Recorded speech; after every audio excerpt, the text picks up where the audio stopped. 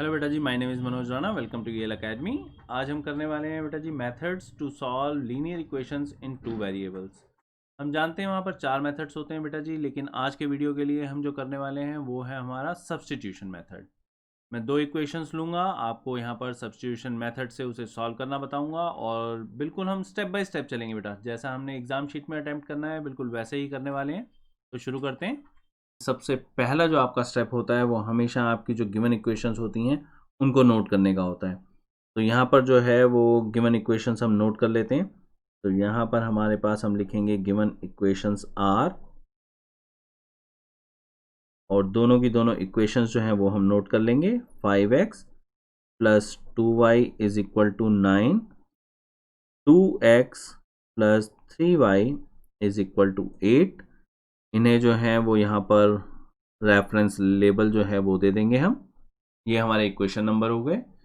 कोई सी भी एक इक्वेशन हम सॉल्व करेंगे, जैसा कि हमने ग्राफिकल मेथड में भी किया है, तो आप अब जानते ही होंगे। कोई सी एक इक्वेशन जो है जस्ट आपने सॉल्व करनी है। अगर मान लो हम जैसे y की वैल्यू निकालते हैं, बिल्कुल वैसे ही कर लेते हैं। तो हमारे पास solving 1 for y we get. अब यहाँ पर हम y की अगर वैल्यू निकालेंगे तो हमारे पास ये x ये दूसरी तरफ चला जाएगा, तो ये हो जाएगा 9 माइनस 5x।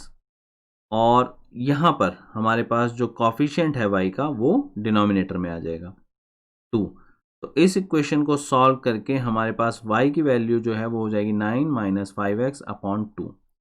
यहाँ पर इसे जो है इक्वेशन नंबर 3 दे देंगे हम, और ये वैल्यू जो है इसे सब्स्टिट्यूट कर देंगे दूसरी इक्वेशन में। दूसरी इक्वेशन मतलब एक इक्वेशन तो आपने सॉल्व की है अभी, तो जो भी दूसरी इक्वेशन है आपने अगर सेकंड को सॉल्व किया है तो इसको उठाकर आपने फर्स्ट में पुट कर देना है।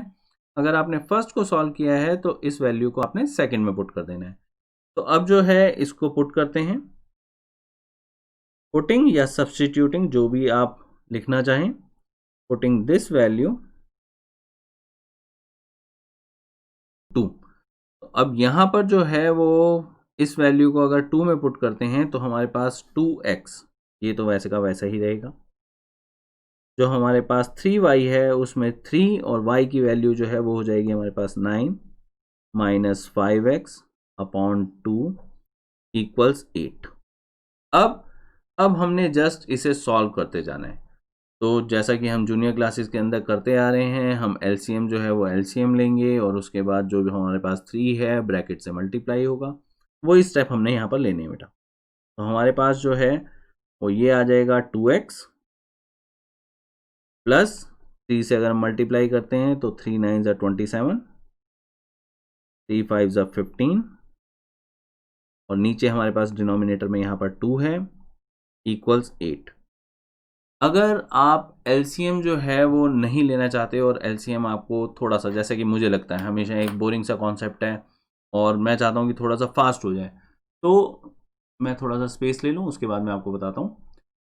यहाँ पर एक मेथड है बेटा जी कि हमारे पास जितने भी डिनोमिनेटर होते हैं ना, उनका एलसीएम जो भी आए उससे मल्टीप्लाई कर दो। अब यहाँ पर जैसे सिर्फ एक अकेला 2 है तो हम पूरी इक्वेशन को 2 से मल्टीप्लाई कर देते हैं।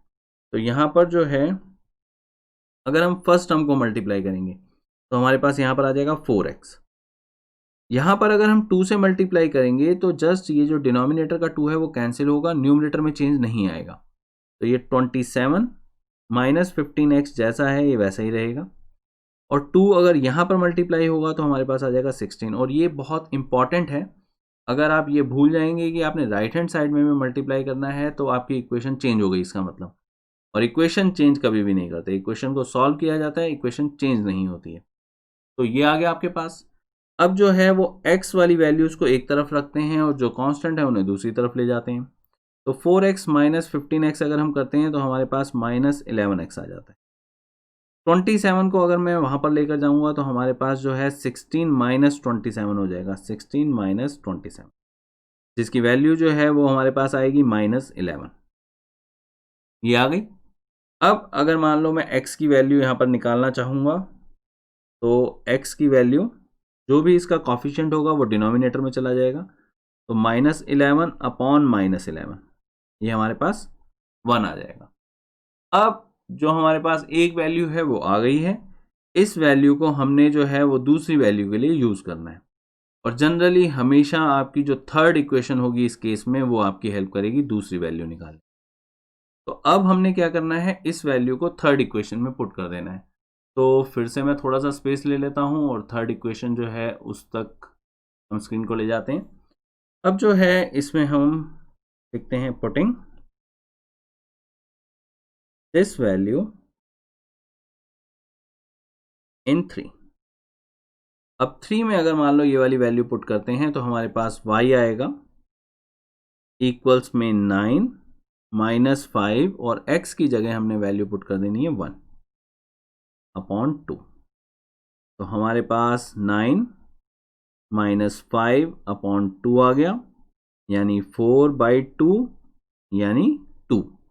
तो इस तरह से हमारे पास दोनों वैल्यूज आ जाएंगी बेटा जी। Hence x is equal to 1 and y is equal to 2। ये हमारा फाइनल सॉल्यूशन होगा जो भी हमारी given pair of linear equations है। और अगर आपको याद हो बेटा जी तो ग्राफिकल में भी यही आया था हमारे पास। जब तक कि हमारी इक्वेशंस जो हैं वो सेम रहेंगी तब तक सॉल्यूशन चेंज नहीं होगा।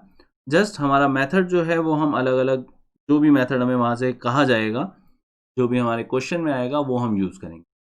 मैं दोबारा से रिवाइज करवा देता हूँ कि इसमें हमने क्या किया बेटा जी। हमारे पास 2 इक्वेशंस थी, उनमें से हमने एक ली, मैंने इसमें फर्स्ट ली, उसको सॉल्व किया। सॉल्व जो है ऑब्वियस है वो पूरा तो सॉल्व नहीं हो सकता, लेकिन उसमें y की वैल्यू x के टर्म्स में मैंने निकाल ली। यहाँ पर मैंने उसको एक रेफरेंस लेबल दिया और उसके बाद मैंने जो बची हुई इक्वेशन थी जो मैंने अभी सॉल्व नहीं की है, यानी इस केस में सेकंड इक्वेशन मेरी, उसमें y की वैल्यू को पुट कर दिया। ये 2x था, ये 3 था और y की वैल्यू मैंने पुट कर दी। उसके बाद मैंने कुछ नहीं किया, जस्ट उसको सॉल्व किया है। सॉल्व करने की कोई भी यहाँ पर ऐसी टेक्निक नहीं है जो आप नहीं जानते। जस्ट मैंने यहाँ पर जो है वो एलसीएम की जगह 2 से मल्टीप्लाई किया है। अगर आप इसमें कंफर्टेबल नहीं है तो आप पहले एलसीएम ले लीजिए। एलसीएम लेंगे तो आपके पास लेफ्ट हैंड साइड में डिनोमिनेटर में 2 आ जाएगा, वो क्रॉस मल्टीप्लाई होता हुआ 8 को 16 बना देगा। तो ये आपकी मर्जी है बेटा, लेकिन ऐसा नहीं होने वाला कि यहाँ पर कोई चेंज आए। उसके बाद आप सॉल्व करते जाएंगे तो एक्स की वैल्यू आपके पास आ जाएगी। जब x की वैल्यू आपके पास आ जाएगी तो आपने क्या करना है, आपने वो x की वैल्यू जो है उसे पुट कर देना है अपनी थर्ड इक्वेशन में, जो आपको y और x का डायरेक्ट रिलेशन दे रही है। जब आप x की वैल्यू यहाँ पर पुट करेंगे तो आपके पास y की वैल्यू आ जाएगी।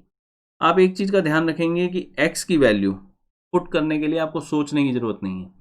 x की वैल्यू आप फर्स्ट इक्वेशन में पुट करेंगे तब भी आपका आंसर यही आएगा, सेकेंड में पुट करेंगे तब भी यही आएगा, थर्ड में सिर्फ इतना है कि अगर आप पुट करेंगे तो आपके पास थोड़ा सा स्ट्रेट अवे आ जाएगा।